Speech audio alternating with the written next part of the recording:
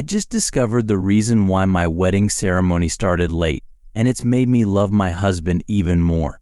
My husband, John, we call him Bucky, because he looks like the character from the Marvel movies, but I think he's even more handsome, and I'm 24. He's 26, got back from our amazing week-long honeymoon 2 weeks ago. Yesterday, we had dinner with his family for the first time since the wedding. My sister-in-law, who's 20 and was my maid of honor, she's my favorite person after my husband, pulled me aside and shared some surprising secrets about what really happened on my wedding day. Here's some background. My mother-in-law, she's 48, has never been a fan of mine. She's made it clear from the start, when Bucky and I first began dating. She'd be sweet to me when he was around, but as soon as he left, she'd make hurtful comments. At first, I didn't want to bother Bucky with it, hoping she'd eventually come around. But the mean comments kept coming, and I finally had to tell Bucky what was going on. Bucky talked to his mom about how she was treating me, but she denied being mean and said I was misinterpreting her words. She didn't stop being hurtful, though she just got more subtle. She'd say things that could be taken in different ways, so it was hard to pin down. I don't blame Bucky for being confused. He believed me when I told him what was happening, but he also wanted to believe his mom when she said she didn't mean it that way. When Bucky proposed, I thought that would finally put an end to his mom's behavior, but instead, she just got more sneaky and subtle.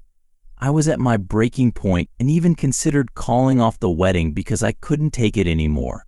We had some tough arguments about it, and it was really frustrating. Even though Bucky always believed me and knew I wasn't making it up, he still didn't think his mom meant to be hurtful. Somehow, we managed to work through it and started making wedding plans. My sister-in-law was a huge help with planning and getting everything ready for the wedding. And since my mother-in-law wasn't really involved, everything went smoothly and turned out just the way I wanted it to. As far as I was concerned, the wedding day went off without a hitch, even though we got started a bit later than planned. Bucky told me that something unexpected came up at the last minute, and that's why we were delayed.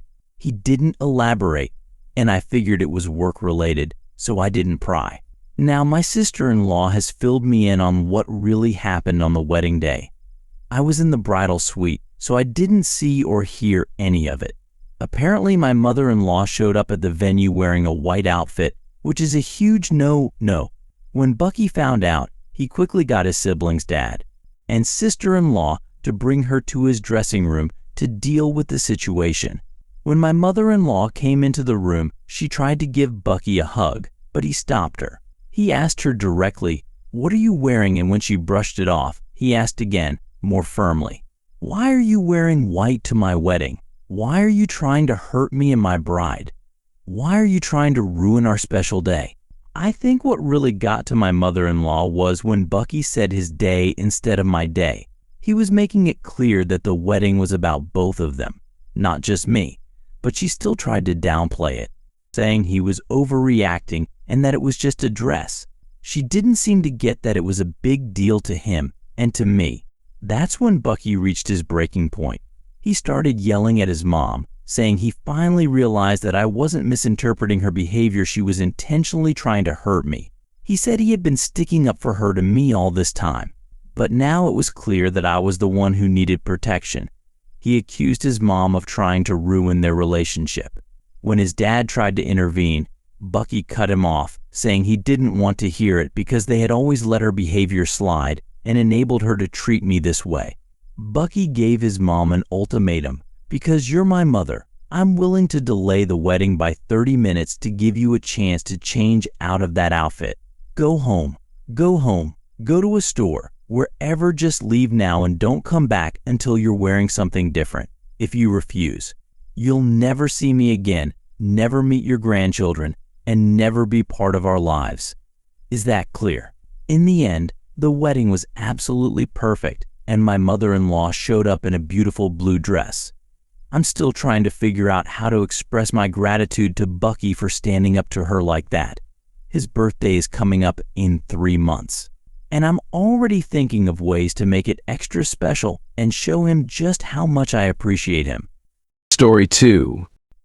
My roommate makes really annoying squeaking sounds in his room after he takes a shower every time. Hi everyone, I share a flat with 4 other postgraduate students, including a guy from Mumbai who's in his mid-20s. Since we started living together, my flatmates and I have noticed strange squeaking noises coming from his room after he showers. The noises happen every time and last around 30 seconds to a minute. They're always fast and have a different rhythm each time. We can't figure out what's causing them, and when we ask him, he just says it was nothing with a smiley face, which makes it seem like he's a bit embarrassed. Before you think he's doing something sexual, which my flatmates and I have already thought about, remember that the squeaking noises are very loud and short, not what you'd normally expect. We also don't think it's some kind of sex toy. He's from a very conservative family and tries to avoid anything related to sex, like conversations, movies, or even walking down streets with adult shops and clubs. Also, we're sure it's not the furniture making the noises.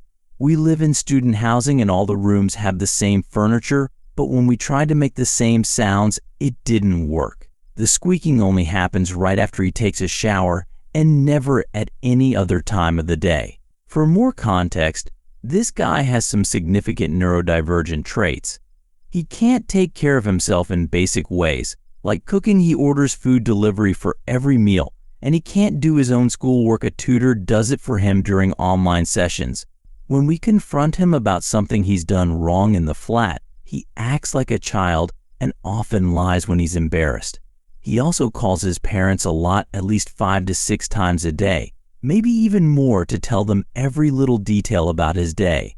We think the only reasons he got into this university are because his family is very wealthy. He's mentioned he's from a high social class, and because his graduate diploma is less academically challenging than the other postgraduate programs here.